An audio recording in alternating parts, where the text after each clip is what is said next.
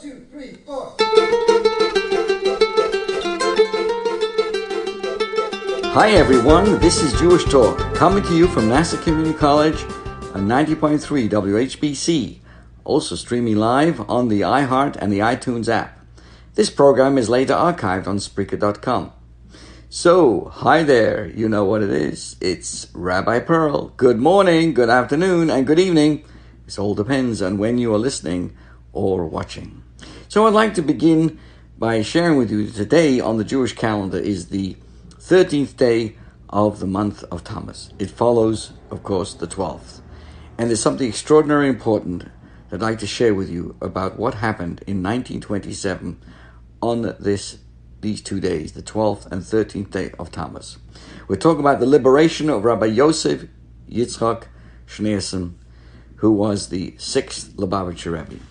On the 12th day of Tammuz, which was yesterday, in 1927, the 6th Lubavitcher Rebbe was officially granted release from his sentence of exile to Kastarama in the interior of Russia.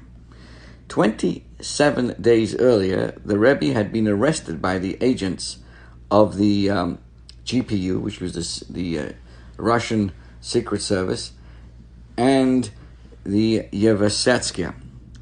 And what was the reason for his arrest? Because of his activities to preserve Judaism throughout the Soviet Empire, and he was sentenced to death, God forbid.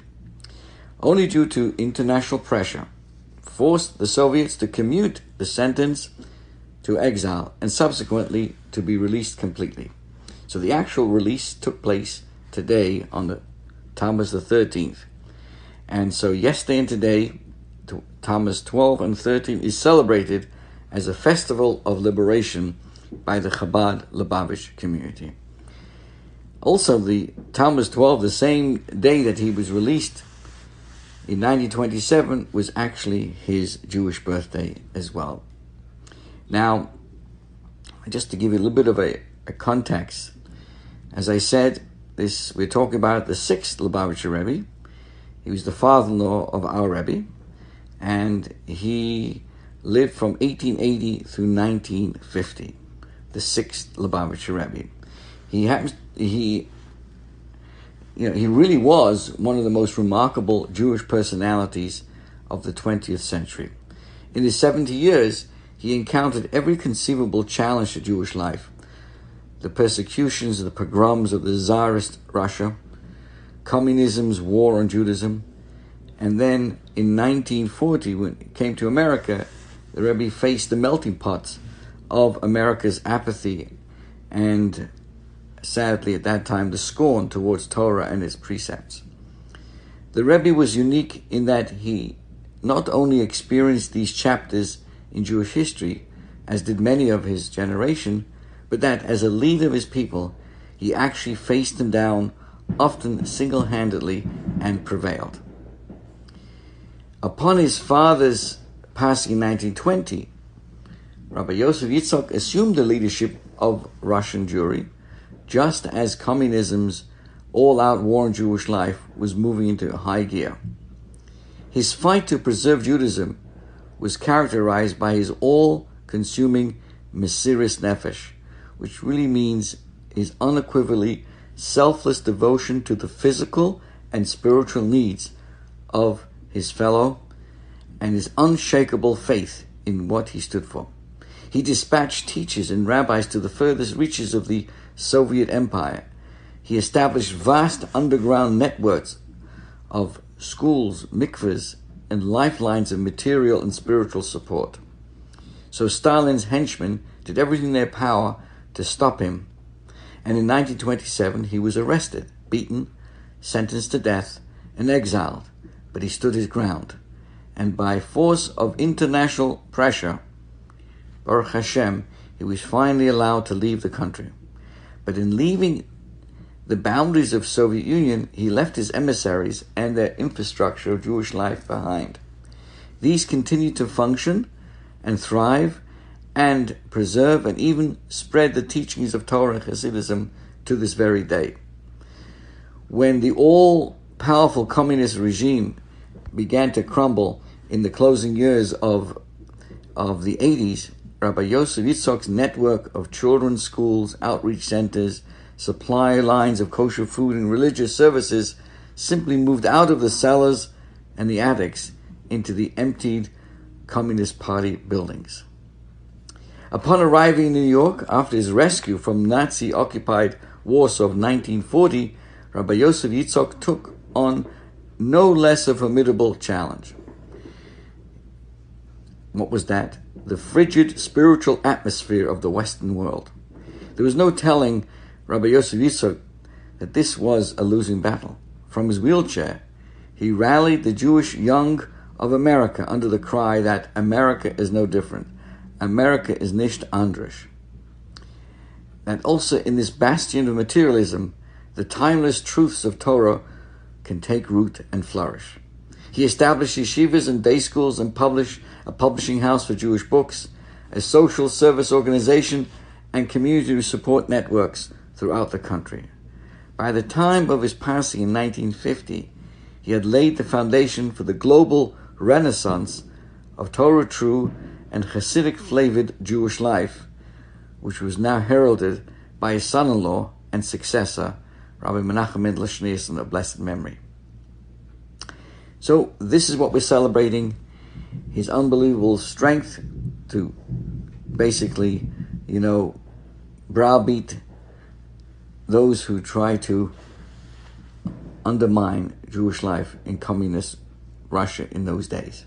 So it's indeed a reminder that even though we are not called upon for such self-sacrifice as he did in those days, here in America, there is aspects of self-sacrifice that we can adapt to. And I was thinking about this over the weekend. What self-sacrifice can we be called upon?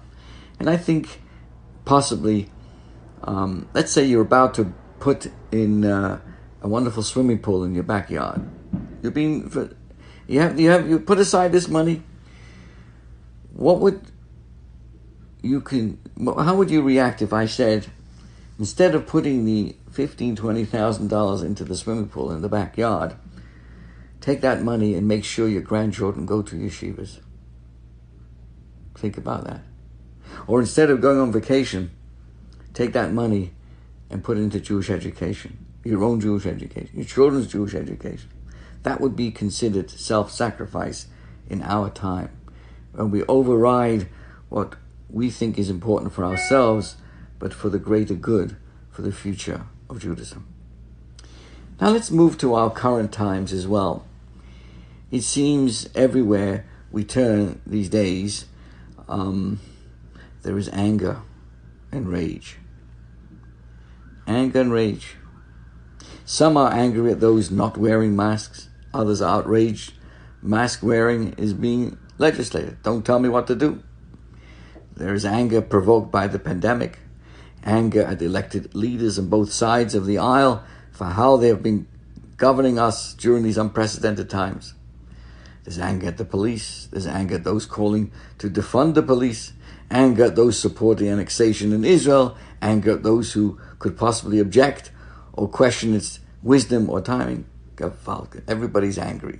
We're going sugar from this. I read somewhere that a psychology professor, Raymond Novaco, in the University of California in Irvine, he describes that right now we're living in effect in a big anger incubator. Others who study regulations of emotions say that most of us are more comfortable being angry than anxious. So when life becomes uncertain and more seems out of our control, we alleviate and avoid the proclivity towards anxiety by getting angry instead. No, that anger, that anger itself can be directed at a spouse, at children, at a neighbor, at a co-worker, or moral outrage expressed online. And now, disastrously, this anger incubator is about to put into a literal pressure cooker. What am I talking about? Meteorologists, the weather guys, revealed that more than 2/3 of the continental U.S. is going to experience a historic heat wave in July. So my question today is anger really all bad? Doesn't anger energize and spark revolutions? Didn't anger just stimulate a national conversation on race and equality that may finally lead to some positive developments? The simple answer is anger is never good. It never builds, only destroys. It never produces, it just compromises. It never provides clarity, only cloudiness and confusion. Anger never builds bridges. Really, it only creates schisms. The word rage comes from the Latin rabies, which means madness, like rabies. Given in to rage is an act of madness because you give up so much and you get nothing in return. I think it was Mark Twain who said, anger is an acid that can do more harm to the vessel in which it is stored than to anything on which it is poured. In the great holy books, we talk about character traits of a human being, and they're called midos in Hebrew, which literally means measurements, because they are neither inherently good or bad. Rather, they must be appropriately channeled and employed in correct measures. The exceptions are arrogance and anger, which are categorically wrong and don't belong in our emotional toolbox at all. Let's remember, Moshe Rabbeinu, the greatest person of all time, saw his dream of entering Israel shattered in the Torah portion. Why? Because according to many, he gave in to anger when he hit the rock instead of just speaking to it. In a letter to his son, the Ramban Nachmanides writes that anger is a midah ra, a wicked impulse. The Rambam Maimonides writes in his Code of Jewish Law that anger diminishes a person's overall quality of life. Those who frequently become angry have no quality of life. Therefore, our rabbis instructed us to distance ourselves from anger to the furthest degree until a person acts as though he does not sense even those things that would justifiably anger a person.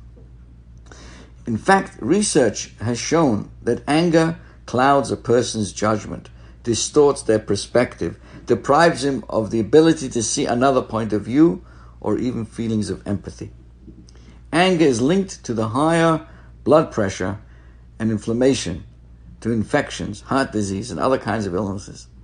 One study actually found a tripled risk of a stroke during the first 2 hours following an angry outburst. Mental health experts are warning about rising domestic violence during this age of anger. What stimulates positive change and drives people to pursue justice, equality, goodness, and truth is not anger or rage, is outrage. The Rambam Maimonides again writes that real danger, real anger, is never healthy, warranted, or productive. But occasionally and strategically, one may exhibit anger in order to strongly communicate a message or accomplish a goal. Nevertheless, even when expressing outrage, one can never indulge the feeling of rage and let himself be overtaken by this emotion of anger. Anger really is an animalistic emotion. Outrage is a call to action. There are things worth being outraged about, but there is nothing worth feeling rage over. Outrage is productive. Rage is counterproductive. Outrage brings results. Rage creates problems. As I believe, to quote Plato, I can't believe I'm even doing this, but Plato said it like this: there are two things a person should never be angry at: what they can help and what they cannot. There are no shortages of causes that could benefit from our outrage at this time. Social action and efforts in measured and productive ways. So, my friends, let us save our energy to take on racism, anti-Semitism, incivility, or inequality. Let's not waste energy by taking our anger out on our spouses or children, our friends, or our colleagues. A person should address one's anxiety, but don't let it manifest as anger.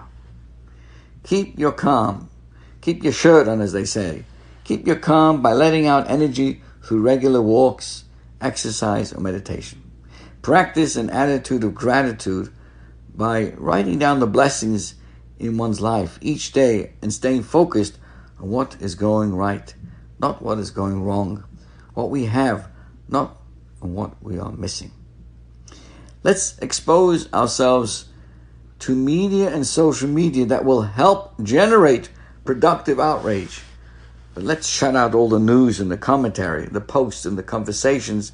And what do? They only create frustration, irritation, and aggravation. Now, really, we should watch for the warning signs. Let's familiarize ourselves with the things that trigger us off, that gives us, gets us angry. And to be able to cut it off before it even escalates or rises within you. Learn to soothe, to self-soothe, so to speak, distract and put things into perspective. I must tell you, as the summer is about to get hotter, let's not lose our cool. Another aspect, as we think a lot about this period of pandemic, the quarantine and where we're going. Are we going backwards? Are we going forward? Who knows what? I'm not sure whether you identify with this, but have we really been sleeping well during these last 3 months? I'm not saying, we haven't been going to sleep or getting up, rested. But I think all of us have a pit in our stomach that doesn't seem to go away. Because Baruch Hashem, we're good, Baruch Hashem, family is healthy and well. We should all feel blessed in so many ways, and we should be grateful for what we have. Right? And that certainly we all feel that way. Nevertheless, I think we can all agree, my friends, that there is a certain continuous uneasiness, a discomfort that we can't seem to shake away. Throughout this time, I've been trying to investigate the source of these unfamiliar foreign feelings, but to no avail. But finally, this week, as we begin to try to prepare for this coming Rosh Hashanah, and we find ourselves left with more questions than answers, more we don't know than we do know. And it struck me. And what is that, my friends? That we all are suffering from the ache of the absence of confidence. The agitation is lost of certainty. Think about it. Just 3 months ago, we were capable of knowing, of planning. After all, we live in the information age. All we have to do is Google a question, and we had terabytes of answers within seconds. We search the YouTube, and so many how-to videos, how to fix, how to repair, build, everything. We had answers, we had solutions, we had control, we had the capacity to predict, to anticipate, to prepare, shekavald, and we could plan. So while 3 months ago we knew so much, we now know next to nothing. We can't plan. We have no answers. We can't predict what will be, and we can't fix the problem by Googling or searching. This virus has rendered even those who haven't contracted it with various levels of feeling incapable, and that hurts badly. In truth, the discomfort and uneasiness are feelings of grief, of loss. There was a widely read article that came out shortly after the pandemic shut down, the country. It was written by David Kessler, and he's considered the world's foremost expert on grief. And he classified this feeling as anticipatory grief. And he said, anticipatory grief is that feeling that we get about what the future holds when we are uncertain. We feel it when someone gets a dire diagnosis, or when we have the normal thought that we'll lose, God forbid, someone. Many of us feel this grief daily, if not hourly. And that's what we've lost in life, in our lifestyle. One time we knew, we knew what we were doing. The luxuries that we took for granted now have vanished. The longer this continues, the less confidence and less certainty we have. So, when will we have classes in person again? Speaking from my perspective. When will we enjoy a Kiddush together in shul? Will in-person school resume next year? Can we take a vacation? Will we be able to travel? What financial impact will this have on us? When will this be over? And what will life look like afterwards? What will be different? And will anything be the way it was? So, we go to sleep. We don't know what the world will be like when we wake up. If I told you 4 months ago a pandemic would shut down the world and we would lose precious people out of nowhere and it would obliterate whole industries, you say, Rabbi, you're off the wall. You wouldn't believe me.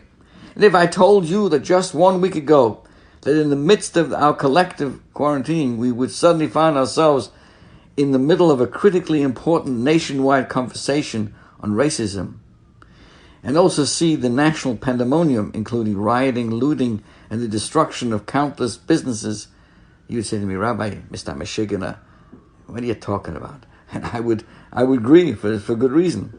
But sorry, that isn't the truth. Pandemic and pandemonium, what's next?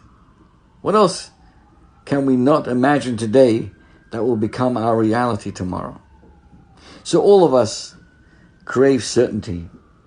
We all thrive off predictability, and there simply isn't there anymore.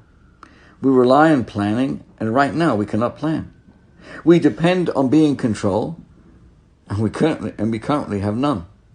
That realization, that reality itself is daunting, and for many it can be devastating. It can leave a person in a daze. The structure and the routines we have come to rely on are not available to us. It leaves us feeling lost and disoriented. I was recently talking to someone who described his struggle with concentration. He can't concentrate. His productivity is out the window, during this period. We think that we have lost certainty and practicability and to being able to predict everything in life. But perhaps they were really never ours. And we were never entitled to feel that we had them. We are pained by a loss of a sense of control. But at most, all we had was an illusion of control. In reality, whether we are experiencing a pandemic or a paradise, we are in a perpetual state of crisis, of dependence. So, armed with this understanding, we need to ask ourselves, now what? We can wallow in the grief of the loss of the age of things being predictable, of confidence and certainty. We can spend the day mourning the inability to plan the future. Well, guess what? Hello! We can adjust, adapt, create new paradigms, assumptions, and craft new lifestyles. Maybe it'll all be temporary. Maybe it'll last a long time, or parts will even become permanent. But at this point, 3 months into this, it's time for us to go from victims to victors, from passive to passionate, from spectators to writing the script. We are not the first of our own people, of any people, to live with uncertainty. There wasn't certainty during the Black Plague or the Spanish flu, during the Inquisition or the Crusades, during the Six-Day War or the days and weeks and the months after 9/11. So those who came before us found the capacity to not only survive, but to thrive despite the uncertainty. They didn't know what would come next, but they knew they would keep going. So what about us? Where does it leave us? Are we ready to stop grieving the loss of control, to take control of what we have left, of what we can know, to take time to talk to one's spouse, to a friend, or even with yourself about how we can live our best even when things aren't the best. to set meaningful and realistic goals, personal and professional, spiritual and physical, during this new time, and to articulate a plan to both accomplish them and to measure your progress on the way there. So we are living through great turbulence, and the wind is desperately trying to redirect us. So I say, now's the time to grab the wheel and to be determined to be the pilot, not just a passenger of one's life. To be able to take things very seriously and make a difference. And I was thinking more about this on Shabbos. Let's be honest about how we've spent the last nearly 3 months. Have we enriched Netflix? Are we now become experts in every movie in the sun? I know people who've been sitting now day in, day out, watching movies like you can't imagine. So coming out of that kind of binging, I'm not sure if it leaves a person with anything in control.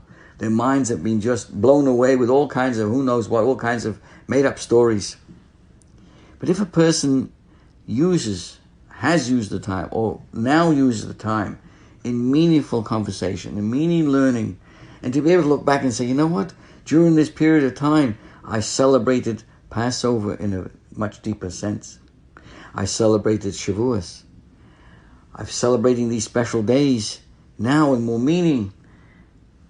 Then, in a sense, we've grabbing the wheel, and we're now become the pilot, not just a passenger in life.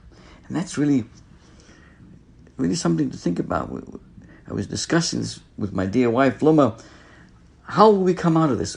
Are we rushing to go back to being normal? Will anything be different once we come out of this, Emetz Hashem?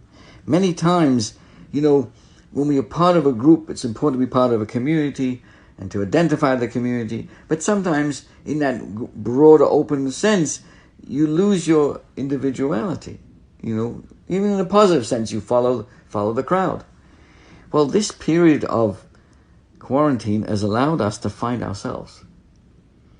And many times we long that, to be ourselves and to be able to discover the latent powers that we have inside of ourselves. So I think what's important during this time is to reassess oneself. What was the best of this quarantine period? How has it impacted us? What difference has it made to us? And taking those best strengths that we've discovered, who we really can be, how we stood our ground, and how careful we were, and how considerate we were of others, take that. That's the way, my friends, we can actually grab the wheel and to be the pilot, not the passenger of life. This is your host, Rabbi Perl, wishing you a wonderful July 4th weekend. Remember these special days, the 12th and the 13th day of Tammuz, when the previous Lubavitch Rebbe stood up with selflessness for the future of Jewish life, and how we ourselves in our own life can find something that we too can be selfless about, to transcend our immediate needs for the welfare and the beneficial of the future. Thank you. Have a wonderful, wonderful day. 1, 2, 3, 4.